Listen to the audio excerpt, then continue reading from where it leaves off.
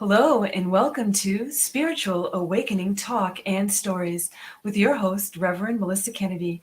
I am your guide, and all of my guests here are your guide to all things spiritual awakening, and everything to do with understanding ourself on a much deeper level.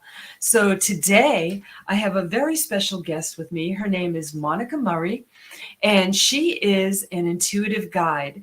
And so today, she will be sharing her spiritual awakening story, how she developed and how she got to the place where she is now, where she sits in the seat of actually guiding and helping others along their journey. So without any further ado, I'm going to bring Monica on right now.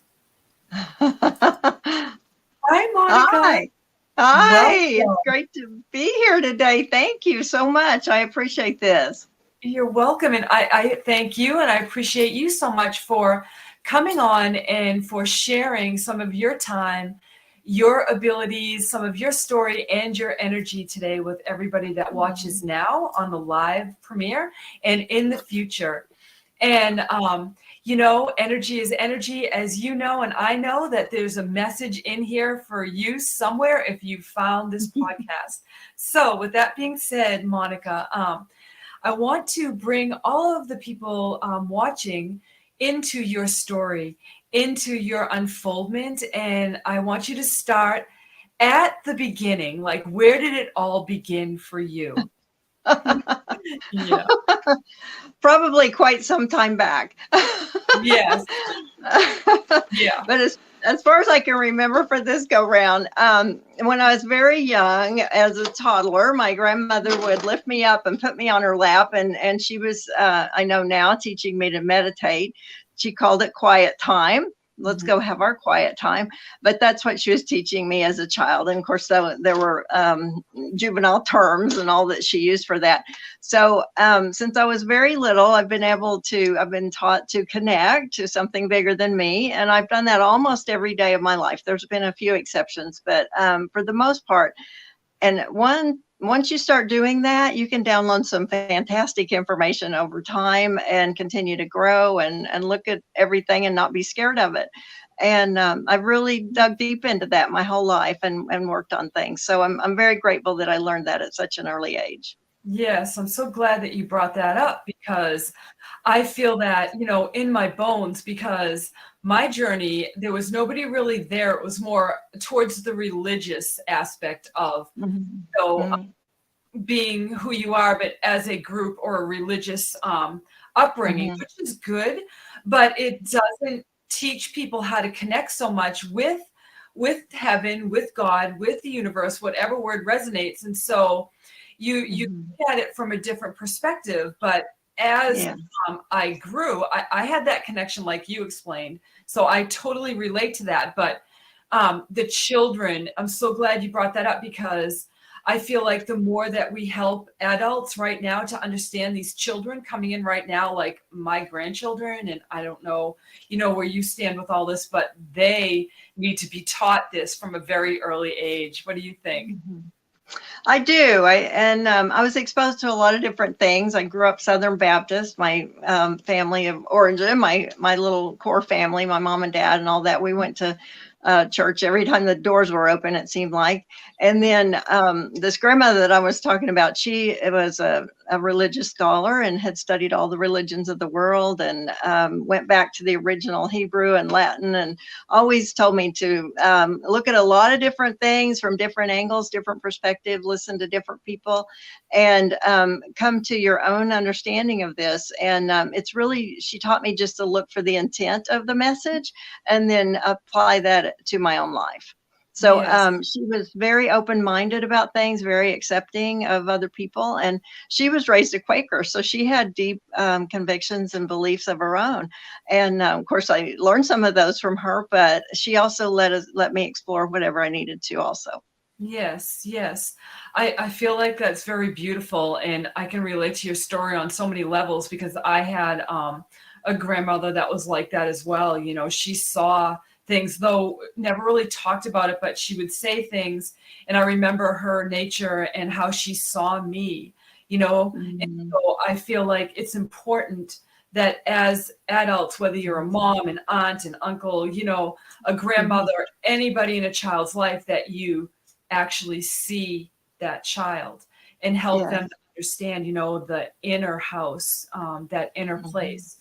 So, Mhm. so you had that at an early age, which you were blessed, because, you know, a lot of people didn't have that. They didn't have somebody saying, you know, take it all in and take it and use it how you feel it, you know. So you were ahead of the curve, you know.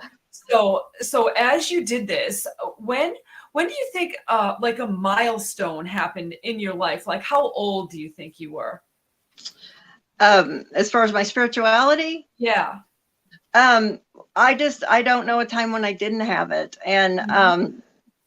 that's what one thing when I work with clients, I always try to get them to connect to a source, whatever they think that is, whether they believe different than me, than I do, or whatever. I try to get them to connect to something that's loving and supporting, and whatever they call that is fine. And some of them don't believe it at all. And I say, well, that doesn't mean it's not there for you. And Right. so Yeah. that's my main goal with my life, and hopefully my example of the way I'm living. But certainly when I work with clients or I do shows or that type of teach classes, I teach a class on how to connect with your counsel, and they can name that whatever they want, and Hmm. figure out who's in their council to help them. And like the angels that you pulled today, or if there's a deity or something in there Hmm. that Yeah. plants, animals, yes, Yeah. whatever they think is there to help them. I do believe what I call God. That's my Yeah. word for a deity that's in that group. Yeah. And I do believe that those loving sources, I believe it's ethereal, it's energy, this council or team that we're talking about. And Mhm. I think they'll come to us however we can accept that and understand that. So as long Right. as we're open, willing, it's the intent, I think they'll try to reach us. Yeah, I agree. I agree. And I think it's very important. And I just want to say this is an equal opportunity podcast. It's non-judgmental. Whatever Hmm. somebody believes, your beliefs are welcome here. There's no judgment. And I hope that we receive that same kind of energy. Um, and when when in your life, you know, we're all busy, we're living our human existence, right? And we have all kinds of things going on. But when did you know that doing spiritual work was was going to be more than just an inner thing for you? When did all of that was bubbling up and that you learned, when did that start to come? You said to yourself, I need to do something with this. Well, I know now I have words for this, that I was born as an empath. I came in with that and certainly had to understand that, first of all, and learn to manage it and develop those skills and continue on. Yeah. Before, I worked with myself first and then friends. And then, Yeah. of course, now it's part of my business, but professional life. Right. But I do think that I've always had that. And I was the little girl that everybody came up and talked to and told their problems to. It didn't matter what age, who you were, how I knew you. I was Right. just that little girl that everybody came to. And then I looked up my name once, Monica, and what the meaning of that, because I've always liked my name. I asked my mom, that's such a pretty name. How'd you come up with that? And Mhm. really, when you look that up, one of the meanings of that is like a mediator or an advocate for people. And so I've always kind of known that I was kind of could stand in that middle ground and Mhm. kind of help people wherever they're at, whatever's going on. And I don't have all the answers for them, but I'll help them find their answers. Yes, I love that. I love that. And so you mentioned being an empath. And so we didn't have words for it back then, you know, so we Right. knew there was something different about us and our energy, where people would just come and share with you know, things that they shouldn't be telling somebody that might be 10, 12, or whatever. So Right. when did you learn to understand what an empath is, what your clairs were? And then, you know, you probably put some pieces of the puzzle together. So, and you know what I'm talking about, like how you had to protect your energy. I'm sure you had to learn that too. So, when did you get into that aspect of it? Hmm. Whenever I work with light workers or people that have the potential to be light workers and don't understand that yet, I have this list of common things, and I have them check off the list, and it's amazing. They can go through like 2 pages of these things I've collected over the years, and maybe one or two they don't check, but some of them, I mean, most of them have the whole list that on some level they can relate to. And Mhm. so it's oh, you're too sensitive. Oh, you take everything so hard, and it's really just that perception. We have all our clairs that you talked about, but those are kind of the ethereal or energetic sense that goes along with all like our main senses. We Yeah. have all these ethereal senses that correspond with them and more than that even. And some of Yeah. them are blended together. So Mhm. I can see you on the screen, but I can also close my eyes and visualize you in my mind. So Mhm. that's the difference between a physical sense and a clair, is Yep. that it's an energetic thing. And so empaths have got those 10, 15 things coming in at them all at once. So they're perceiving things in so many different ways. And Yeah. so it's not that you are perceptive and you are sensitive and empathic to things, but it's not that you're like weak or, your mind is weak or anything like that. It's just you have to learn Mhm. to manage that because you are in the human body in a human form and you've got all this stuff coming at you. And so Yes. you have to have ways to manage that. And I just learned that over time. And when I was little, I'd get upset, oh my gosh, that hurt my feelings. They called me weak, or, they said I was too sensitive or something. And I Yeah. just had to come to terms with that I might have some of those things, and it doesn't mean that's bad. I just needed to Right. learn to manage it. And it had nothing to do with my being or my soul. It was Right. just skills or ways that I perceive things that I needed to learn to understand. Mhm. And it's, I'm so glad that you brought that up because things come from the outside and we feel them. And so as a young girl, you internalize those words, but those Mhm, words were merely perceptions mhm, coming to you from other people through their mouths that didn't understand what you were actually experiencing. So I, mhm, I just want to say that to all the empaths out there or people that might just have resonated with what you just shared. And they might say, well, that's me. I feel things. Or people just randomly tell me things. Or, why do I know what to say? And all of this stuff, this might just be the podcast that they happen to find.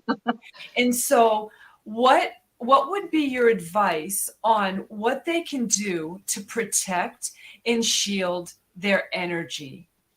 mhm. Okay.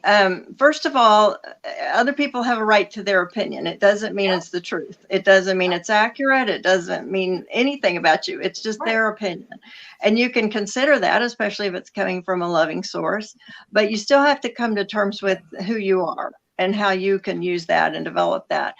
And so sometimes you have to shield yourself from those opinions and all that stuff that's coming at you because sometimes people are speaking from their own wounds or from their own motivations. And Yes. so we have to consider that we're just all a bunch of humans down here running around. And so we're Yes. not perfect and we all have our issues. And so when you get two people together, now you've got a whole bunch of issues. And if you get a family together, that's even more issues. Yeah. So we have to just understand that, okay, that happened, but then step back from that at some point and just kind of go into that quiet space and just really figure out what that means to you and if it's accurate or if it's not. And sometimes, especially when it happens when we're younger or if it's a repeated thing, it gets stuck in our brain as the truth, Right. and we will defend that truth, and people can tell us, that might not be the right thing, but because it got in there, it got woven in there when we were young, kind of Yeah. like woven into a tapestry. Then we have to, what I use tapping to do that. I've come up with a way to tap and help people kind of Mhm. reset that. And Mhm. a lot of people use affirmations, but I feel like what I call reminders are a little bit more effective after you've tapped, because you have to acknowledge what's in there Mhm. and come to terms with that inaccurate statement that your brain thinks is true. So Mhm. you have to rewire that brain a little bit and Mhm. create really you're creating new little pathways there, a way to think about Yep. things. And Yep. that's really hard to see that as inaccurate sometimes, and especially Mm. if you've lived with it for a while. But Yes. you have to come to terms with that and realize, I can tell you you're beautiful 500 times a day. I can have you put that on a sticky note on your mirror and your office and everywhere else in your car. But if your brain is saying something else, nobody can tell you that. You can't even tell yourself that and believe it until you reset that. Absolutely, absolutely. And when you brought up the tapping, I've talked to other people that do the tapping, and it's that touch. So sometimes, we have to do that in our own way for our own connection in. So that's a beautiful way to just kind of like get into a space and remind ourselves, we are in these bodies, and touch and feel is very important. So I Yeah. feel like that would activate the aspect of the body, like you said, and it wakes up an aspect in the mind. So I could see where that would be like a beautiful technique to learn. And we'll get It's into almost, that a little bit later, because I'm sure that you have more to say and to share with everybody that's watching about that, if that's one of your techniques.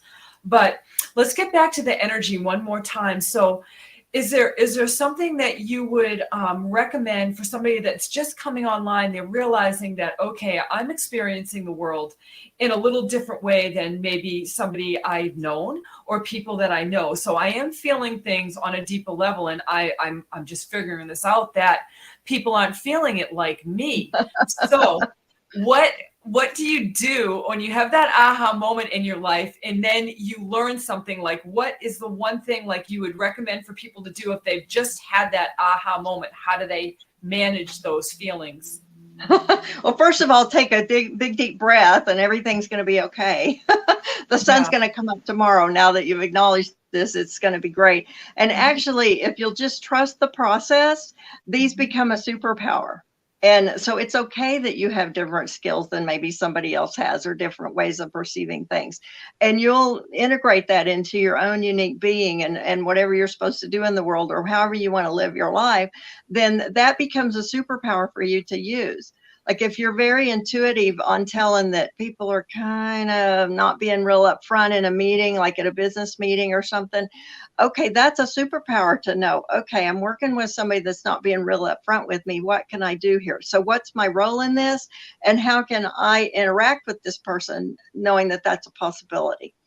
And so that becomes a superpower, and you just kind of have to steer that around till you get your answer for what you need out of that meeting, or whatever needs to get done with that.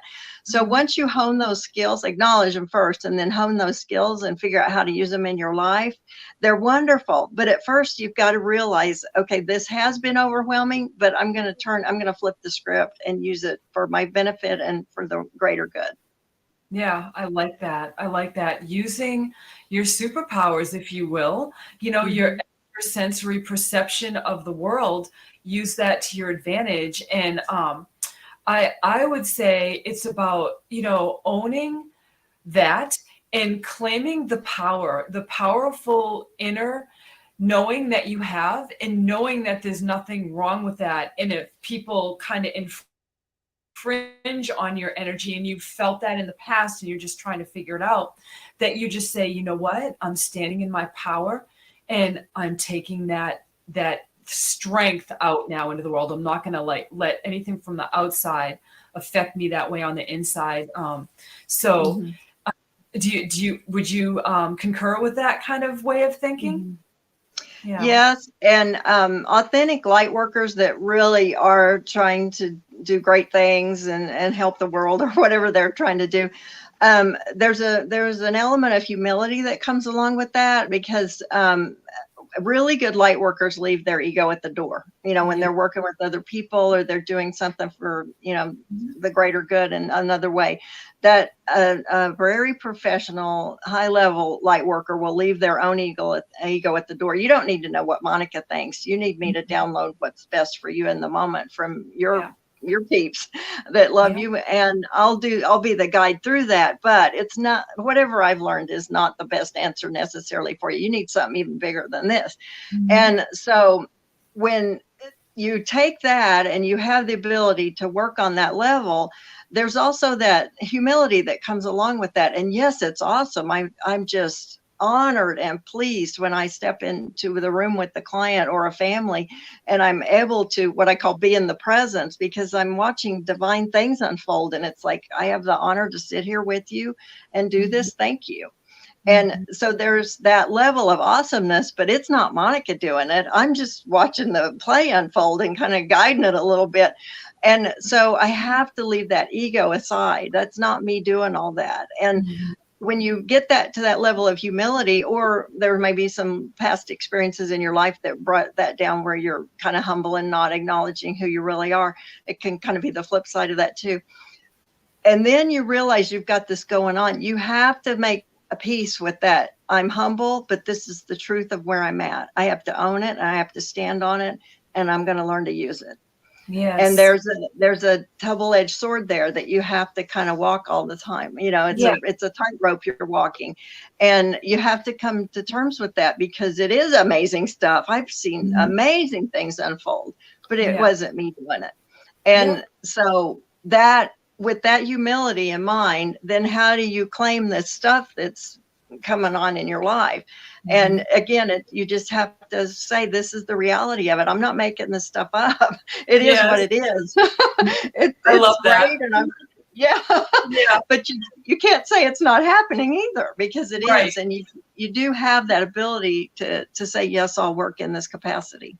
Yes, I love that. You just can't make this stuff up. When people start noticing these things and it becomes like a pattern, and they're like, oh my gosh, like there's something else going on here, And that's, I think, the turning point for a lot of people, because you start to seek people like yourself. It becomes this quest, because you're wondering, is it just me?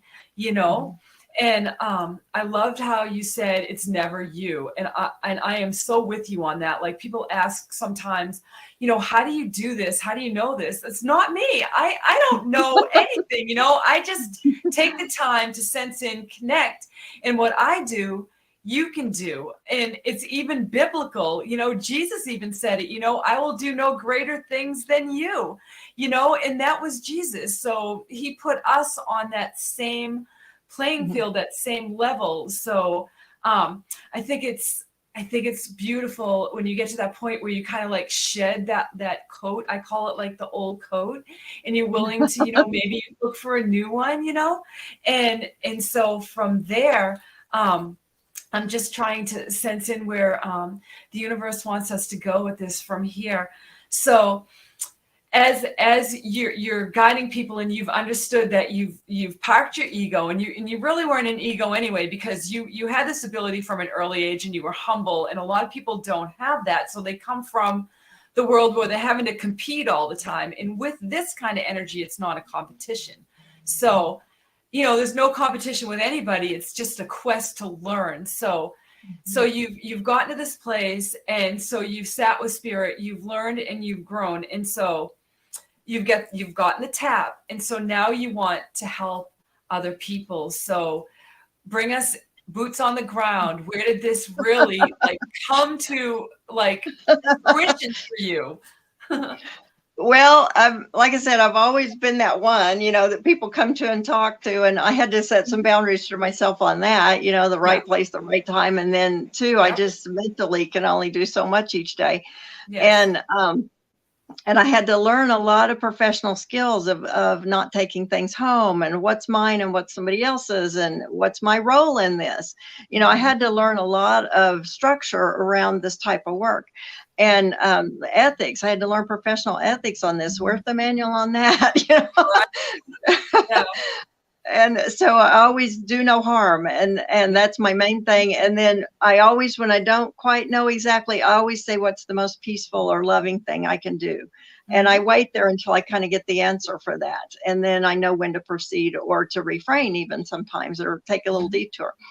And it's just one of the, I've had, a professional job. I had a corporate job. I was, had a cubicle and everything. Yeah. I've done all that before. And, but then I've always had a lot of my own little businesses on the side, and run other successful businesses. And one thing I always realized from that was, they come to me for whatever, more than just my job. I realized, oh my gosh, we're talking about something else here. And so the last real job I had was as an esthetician, and I did that for years. And I loved skincare. I loved working with the doctors and the clients, and all the latest technology and everything that was going on with all that.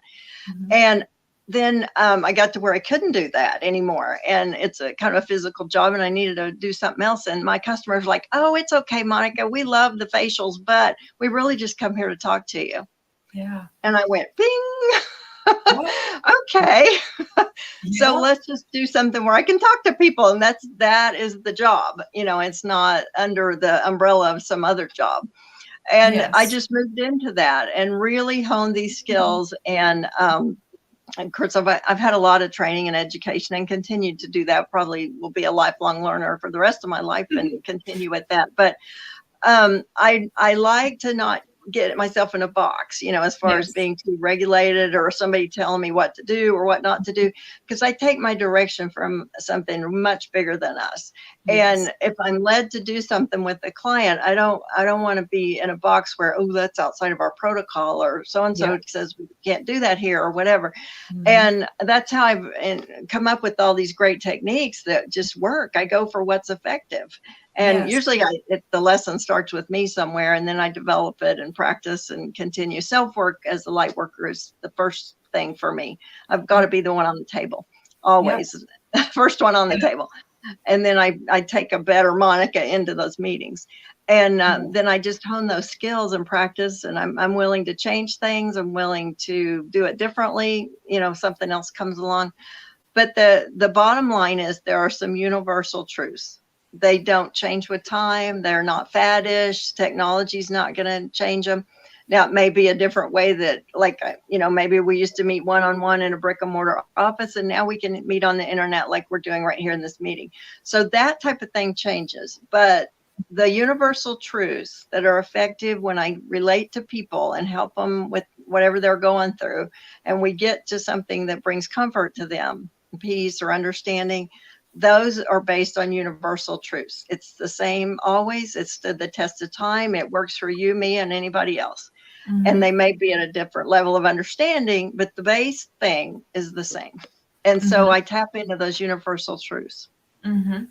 And so what do you think the main thing is that people seek, like when they come and they want answers and they want to know what's going on with them? And so what do you think is the main, what are they looking for? Like what are the top 3, would you say, that people really for when they come to you for an intuitive guide? Okay.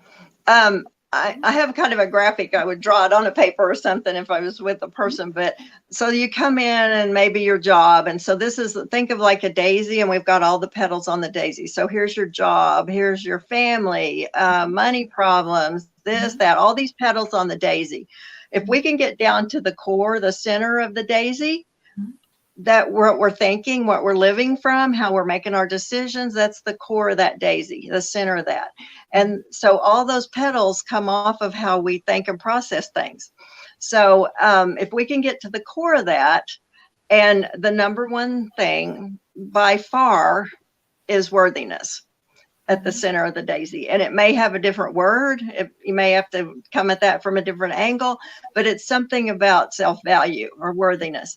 And so I always try to get people to come to a higher understanding, get some really good information, whether you get it yourself or I help you get there, Mhm. then incorporate that into the way you think. So you may have to kind of look at some of your belief systems, or maybe somebody taught you something, or this is the way we've always done it. Mhm. So align that up with that really good information. And I'm not saying dump the other, I'm just saying compare it. Just Yep. take a look. Yep. And then if you want to try a little experiment and set this belief aside, even if it's temporarily, let's try one baby step with this new belief. And Mhm. this new way, even if it's not ingrained as a belief yet, this maybe let's try this one way of thinking about something and Mhm. take one baby step that way and see how it goes. And then maybe another one. And you can always come back, you can go sideways, whatever, but let's try it. Mhm. And so what we're trying to do is align our beliefs and the way we mentally process things with some really great information. And then from that, we manifest things differently out in the world. And that can even be in our body, our physical body, but Yep. our physical world, our relationships, our job. So all those daisies are going to change. The petals on that daisy are going to change because we're doing it differently. Our point of origin here is based on better information. Mm-hmm.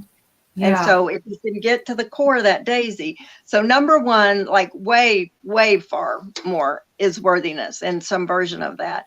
Mm-hmm. And then there's some other things that go in there. There might have been some trauma in there or some abuse or something that needs to be worked through, but again, that probably goes back to the worthiness. But there are different things there, but I'm telling you, way, way up there. We got to get to it. And if you can't go clear to the center of the daisy, we start just kind of pecking away at it by looking at each one of those petals.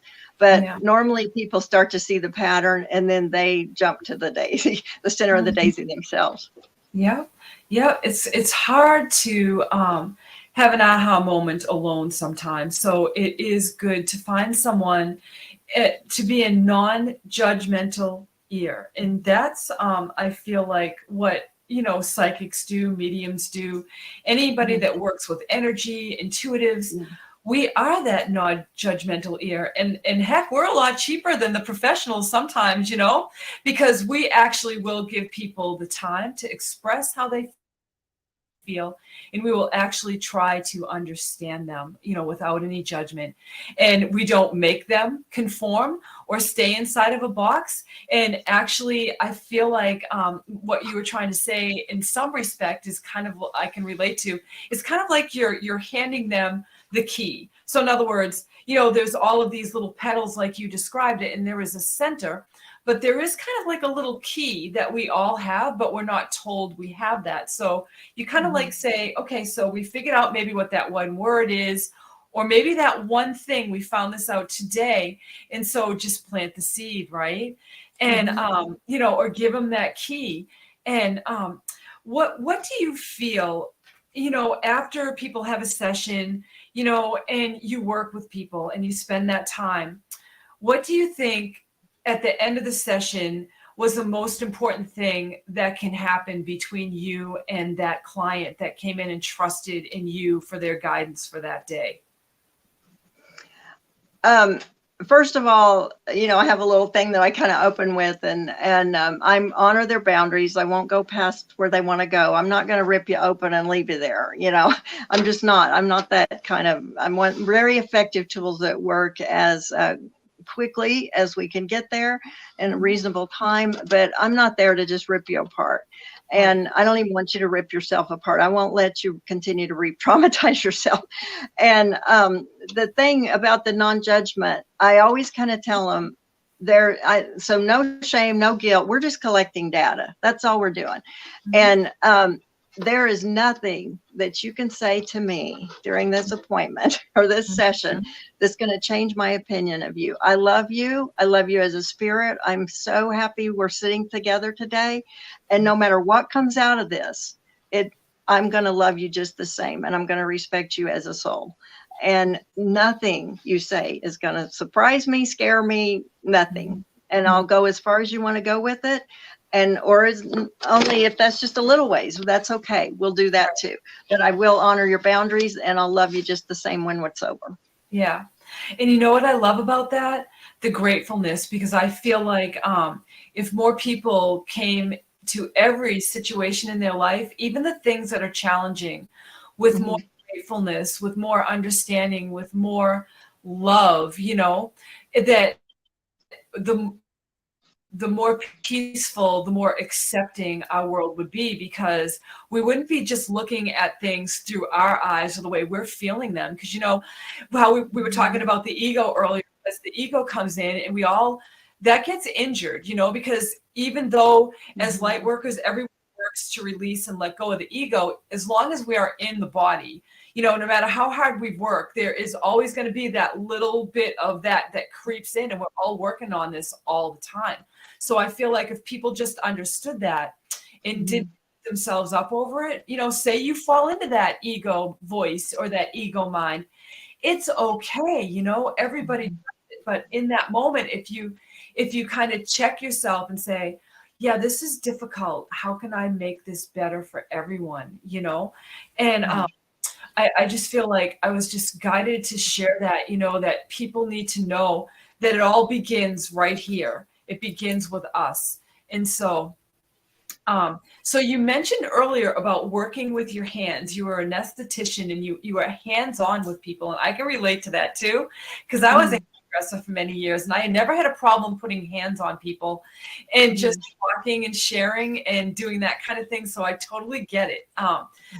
With that, did you bring that touch, that element? I know you said you did tapping, but did you bring more of that into your healing, into your modality, into what you offer people?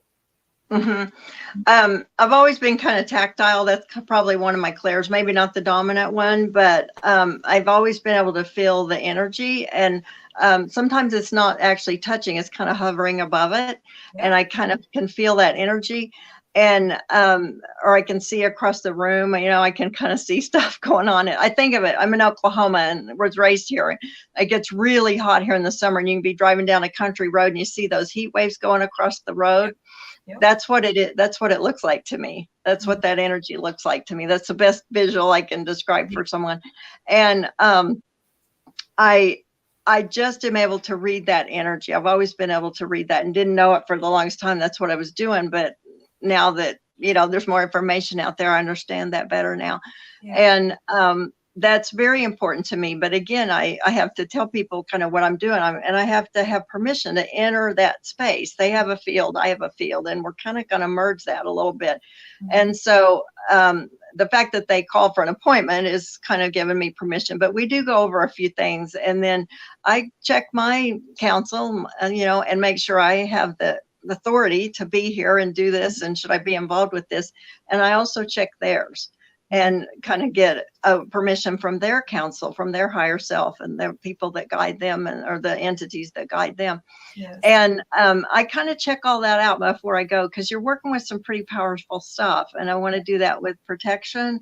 I want to do that with grace and compassion. Yeah. And it is kind of tactile, but it's more energy for me. Yeah.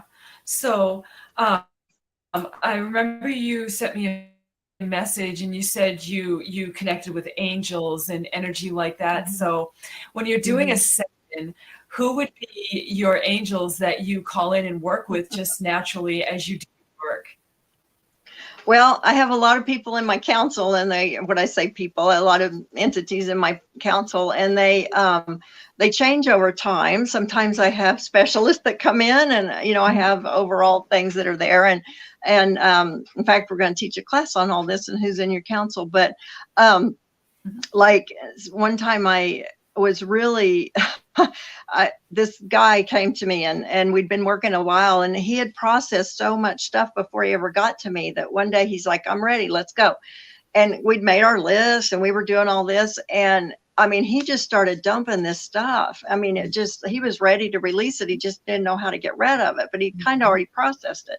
Yeah. And so we kind of went into a meditation, and he was kind of here and I was kind of right up beside him, just back a little bit, but kind of beside him. And he started handing me this stuff. And so I was taking it and kind of releasing it.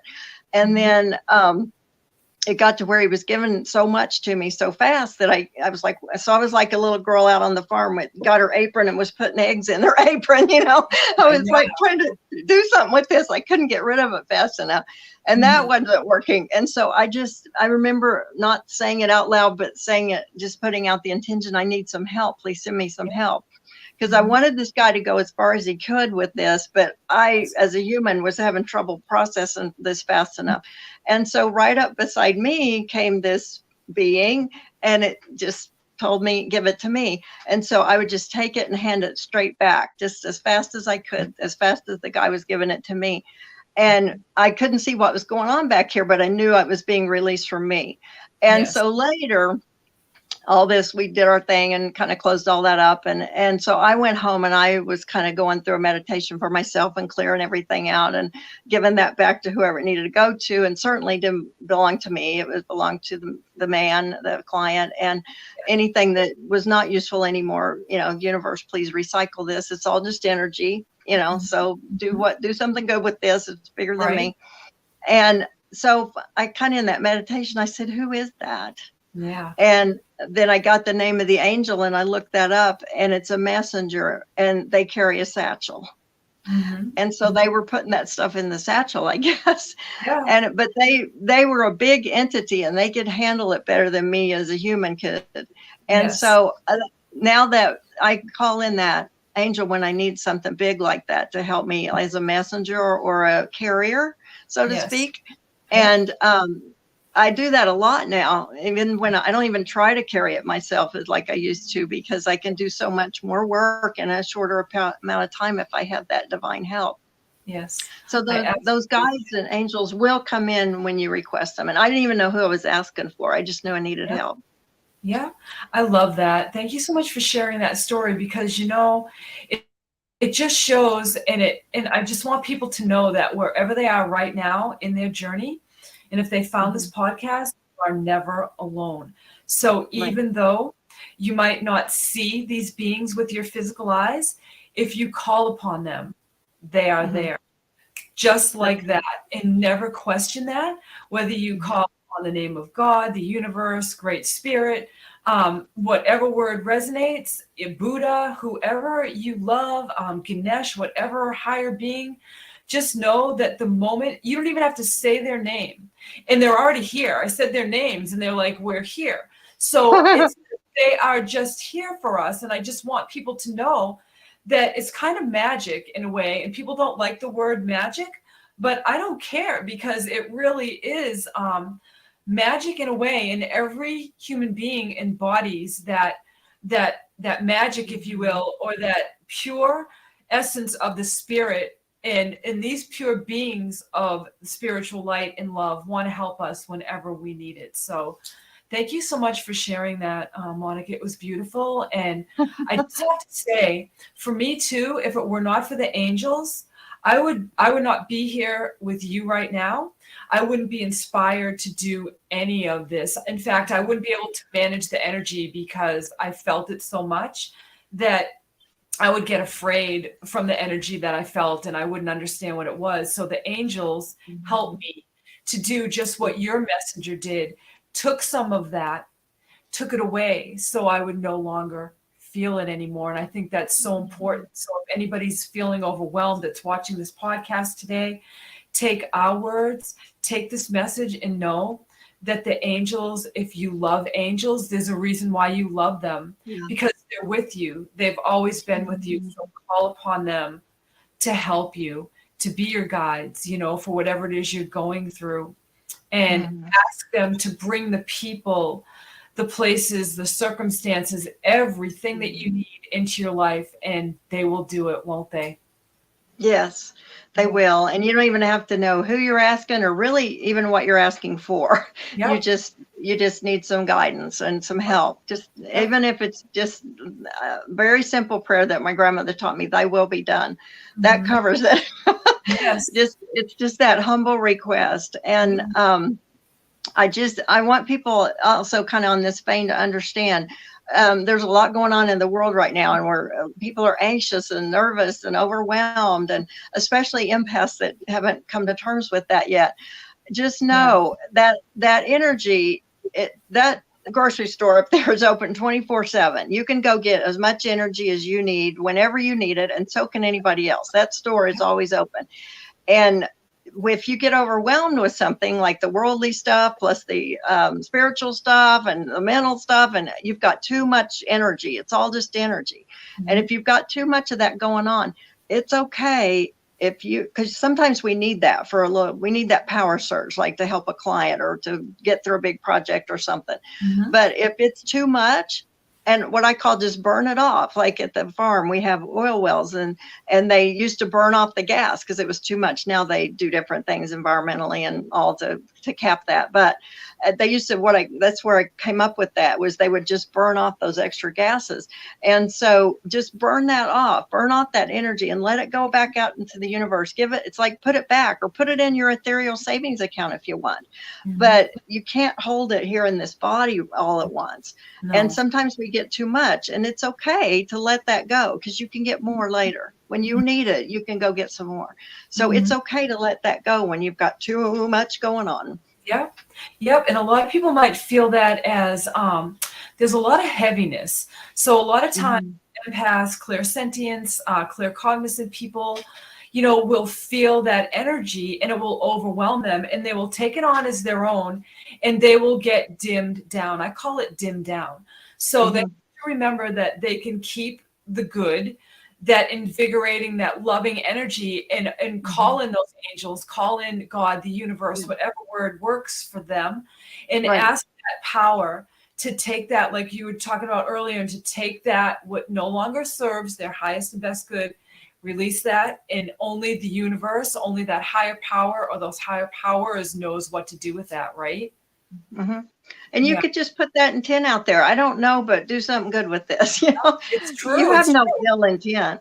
Yeah. It is intention. It is our thoughts. And if people only knew how powerful those two things are. And that's why when we're in these heavy situations, when we're going through these things, we're getting triggered or these things are happening, to know that we can call in that light and we can get grounded in that moment, and we don't have to react to those things that might have triggered us. We can just say, no, I'm not doing that, and I'm not going to be the fuel that might, ignite an even bigger fire than what I see might be out ahead of me that might take place. So it's a good way to kind of check in, to have people check into that.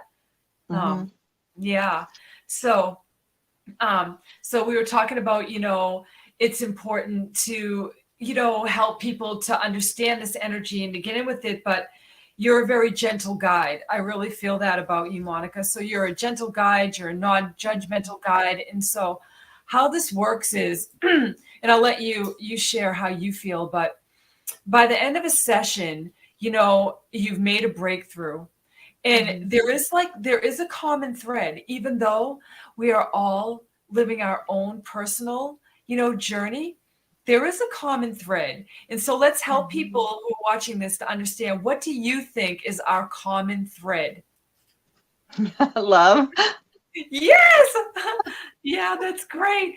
But more than that, they've come to you, and it is all about love. And that's why I do this podcast. It is a podcast built on love. And it's so true. We are here to share that love, that universal love, our love. But what do you think the most important thing is? If you could tell somebody, what's the most important thing they need to know about themselves, or that common thread for all of us? Yes, that's love, but there's more, I know, and I know you'll have more to add to this. I can feel it. I think just acceptance. And again, that's with love, mercy, compassion. We're all doing things. We've all got stuff to work on. We're all just kind of trying to get through the day, really.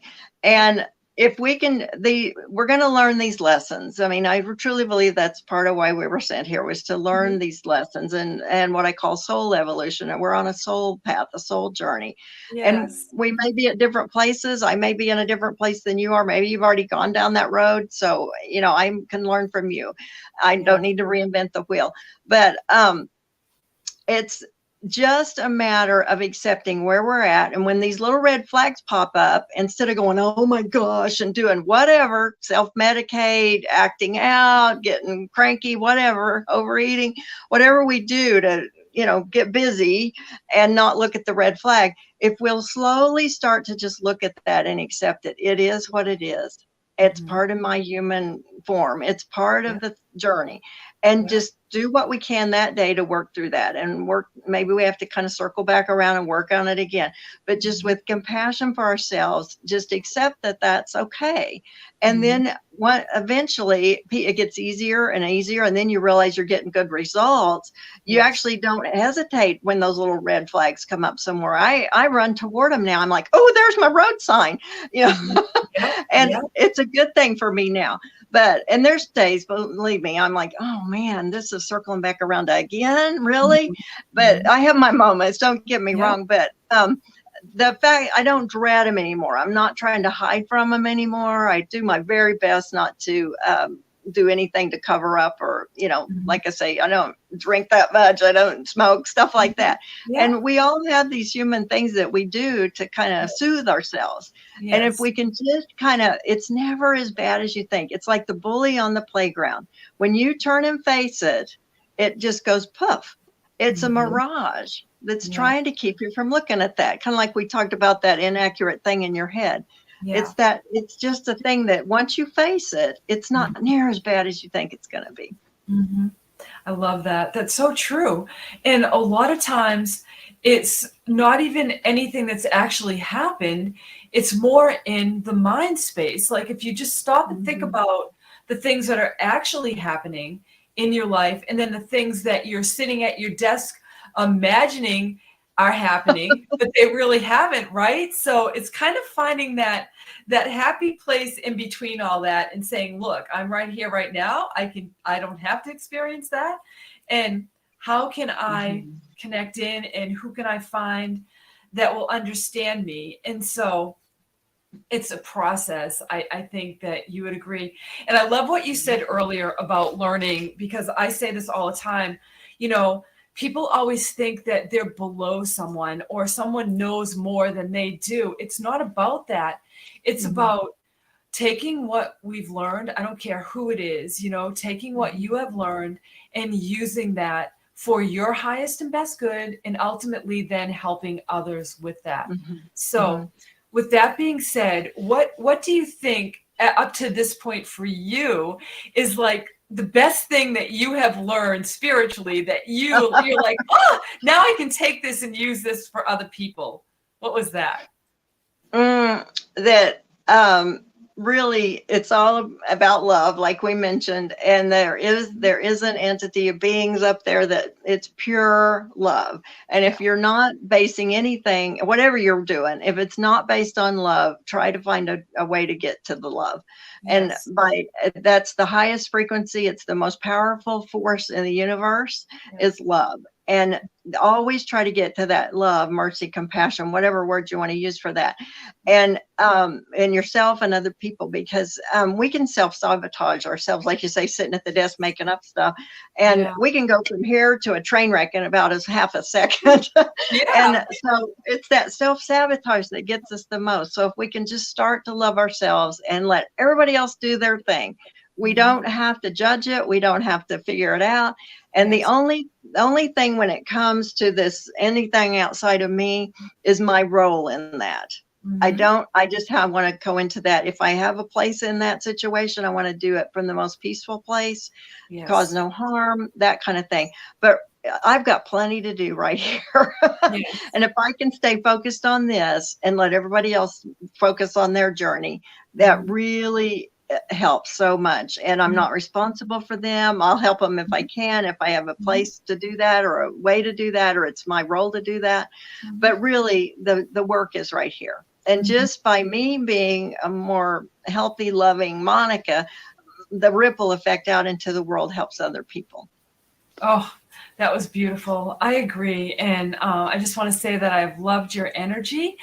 And before we bring this to a close, if anybody would like to reach out to you and connect with you, would you like to share your information with everybody? Yes. If you just want to do the computer thing, you can go on my website. It's Monica Reverie at .com. So that's my name, Monica, Monica, and then Reverie, Mhm. Reverie.com. And Mhm. Reverie is a great word. It's a peaceful meditation or just a fanciful daydream. That's what that Mhm. means.